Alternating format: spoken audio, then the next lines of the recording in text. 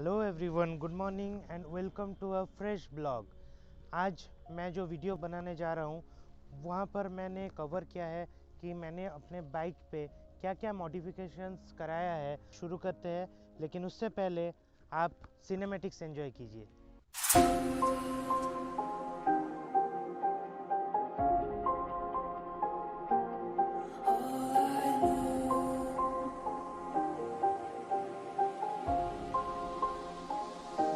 I tried so hard and got so far, but in the end, it doesn't even matter. I had to fall to lose it all, but in the end, it doesn't even matter. I tried so hard and got so far, but in the end, it doesn't even matter. I had to fall to lose it all, but in the end, it doesn't even matter.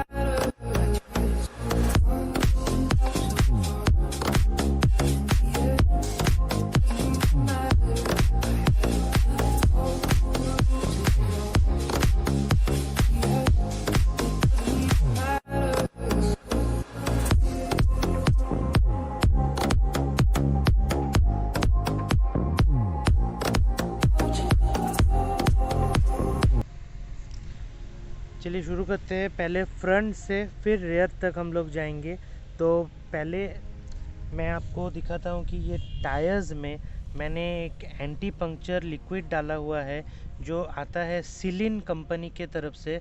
और ये मैंने बहुत research करने के बाद online मैंने इस company को चूज़ किया था।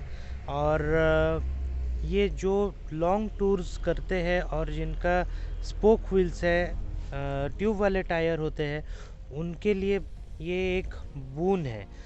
क्योंकि अगर समझ लीजिए आप एक ऐसे टेरेन पे राइड कर रहे हैं कि जहाँ पर आपका वहाँ कोई पंक्चर रिपेयर करने वाला ना हो, तो और इतने हेवी बाइक के साथ लगेज के साथ उसको धकेलना ये बहुत ही मुश्किल हो जाता है। और मैंने ये मेरा एक ऐसी जगह पर पंक्चर हुआ था गाड़ी। तो आप ये पहला मॉडिफिकेशन तो नहीं कह सकते, ये एक टूरिंग सेटअप आप बोल सकते हैं कि इस पे मैंने एक एंटी पंक्चर लिक्विड डाला है जो कि बहुत ज़रूरी होता है किसी टूरर के लिए। चलिए दूसरे पे आते हैं और मैं आपको दिखा देता हूँ। ये है wide angle rear view mirrors, blind spot mirrors भी इसको बोलते हैं। जो मिरर्स रॉयल एनफील्ड के आते हैं वो बहुत छोटे होते हैं जिससे रेयर व्यू बहुत मुश्किल हो जाता है, पूरा कवर नहीं हो सकता है। तो ये बहुत ही एक अच्छा चीज़ है जिसे आप अपने किसी भी बाइक कार पे सेटअप कर सकते हैं। वाइड एंगल व्यू होता है और एक्सीडेंट के चांसेस जो ओवरटेक करना चाहते हैं कभी कभी हमारे नज़रों पे नहीं आते हैं, लेकिन ये मिरर पे सब कुछ क्लियरली दिखता है। लेकिन एक डिसएडवांटेज भी है इस मिरर का कि जो ये इतना वाइड एंगल है, फिर तो क्या होता है, जो गाड़ी आपके नज़दीक होता है वो भी दूर दिखता है। तो आपको एक ये आप जितना राइड या ड्राइव करेंगे ये आपको एक अंदाज़ा लग जाएगा कि ये जो डिस्टेंस दिखा रहा है ये कितना है। तो ये आपके राइड एंड ड्राइविंग के ऊपर आता है कि आप इसके साथ कितना कंफर्टेबल हो जाते हैं। फिर उसके बाद एक बार आप कंफर्टेबल हो जाए फिर आपको एक आइडिया हो जाता है कि हाँ ये गाड़ी इतने डिस्टेंस पर है। चलिए तीसरे पार्ट की तरफ मैं चलता हूँ, फॉग लैम्प्स की तरफ। हाँ ये इतने अच्छे फॉग लैम्प्स नहीं है, लेकिन ये डिसेंट काम करते हैं। मैंने इसे अमेज़न से लिया था और मुझे लगा नहीं था कि ये इतना दिन चलेगा। हालांकि अभी कुछ दिनों पहले ही ये एक साइड जल रहा है और एक साइड इसका ख़त्म हो चुका है। लेकिन प्राइस के हिसाब से मैंने इसको जितना यूज़ किया है तो I am satisfied with that. Fog lamp बहुत ज़रूरी होता है हर बाइक पे, क्योंकि जो फॉग में अगर आप सुबह सुबह राइड करते हैं तो वहाँ पर आपको ये येलो लाइट, येलो ग्लास आता है उसका डिटैचेबल, वो आपको लगा के राइड करना होता है ताकि आपको विजिबिलिटी कुछ हद तक मिले। तो ये एक बहुत ही ज़रूरी चीज़ होता है। लेकिन इसका भी आप ध्यान रखिए कि फॉग लैम्प हमेशा हेडलाइट के नीचे आप इंस्टॉल करवाइए, क्योंकि जो रूल्स है आरटीओ के, वहाँ पर ये मेंशन हुआ है कि आप एक्स्ट्रा लाइट्स तो लगा सकते हैं, लेकिन वो हेडलाइट के इक्वल पैरेलल की हेडलाइट के ऊपर नहीं होना चाहिए। और दूसरा भी है कि आप कहीं भी फॉग लैंप लगवाए हेडलाइट से नीचे, लेकिन उसका एक कवर ज़रूर बनवाइए ताकि वो कवर आप उस पर इंस्टॉल कर सके जब भी ज़रूरत हो, ऐसे जगह पे जहाँ पर बहुत हिली एरिया एंड ऑल होता है, जहाँ पर दिक्कत होता है एंड वहाँ पर लाइट्स जलता है, तो आप वहाँ पर वो कवर हटवाइए और उसे यूज़ कीजिए। आपको कोई इसका चालान फाइन कुछ नहीं लगेगा। और अगर आपको किसी पुलिस ऑफिशियल ने रोका भी तो आप इजीली बोल सकते हैं कि ये मैंने कवर चढ़वाया है तो इसको मैं सिटी में यूज़ नहीं करने वाला हूँ।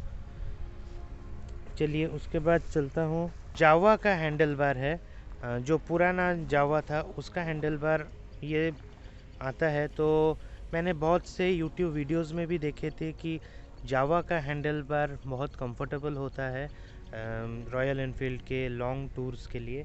तो लोकली अवेलेबल नहीं था, तो ये भी मैंने ऑनलाइन मंगवाया था। और इसका एक डिसएडवांटेज ये हुआ था कि मैंने ये इंस्टॉल करने के बाद लगभग 2 या 3 महीने बाद ये रस्टिंग शुरू हो गया। तो फिर मुझे इसको वापस लोकली यहाँ पर निकलिंग करवाना पड़ा, और उसके बाद ये ठीक है। और कंफर्ट के हिसाब से आप इस पे सारा दिन सारी रात 24 घंटे राइड कर सकते हैं, ये आपके ऊपर डिपेंड करेगा। और सीटिंग पोजीशन एकदम कंफर्टेबल हो चुका है।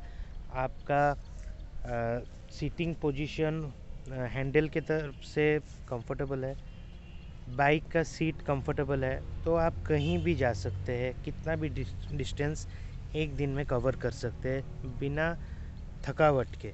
तो ये बहुत ज़रूरी होता है लॉन्ग टूर्स के लिए। Now coming to this is a mobile holder with a charger. मैं बहुत सर्च किया ऑनलाइन, तो मिक्स्ड कमेंट्स थे, रिव्यूज़ थे, जहाँ पर मैं श्योर नहीं हो पा रहा था कि कौन सा अच्छा है और कौन सा लेना चाहिए कौन सा नहीं। तो मैंने लोकल मार्केट में ये सर्च किया तो मुझे ये प्रोडक्ट मिला। हालांकि इस पर कोई वारंटी गारंटी तो होती नहीं है, तो आप ऑनलाइन ले या लोकल किसी स्टोर से ले, इस पर कोई ज़्यादा फ़र्क नहीं पड़ता है। लेकिन मैं ये आपको बताना चाहूँगा कि ये एक बहुत ज़रूरी चीज़ होता है जब भी आप किसी शॉर्ट या लॉन्ग राइड कहीं पर भी जाए, क्योंकि मोबाइल का बैटरी कभी भी ख़त्म हो सकता है, कभी भी आपको धोखा दे सकता है।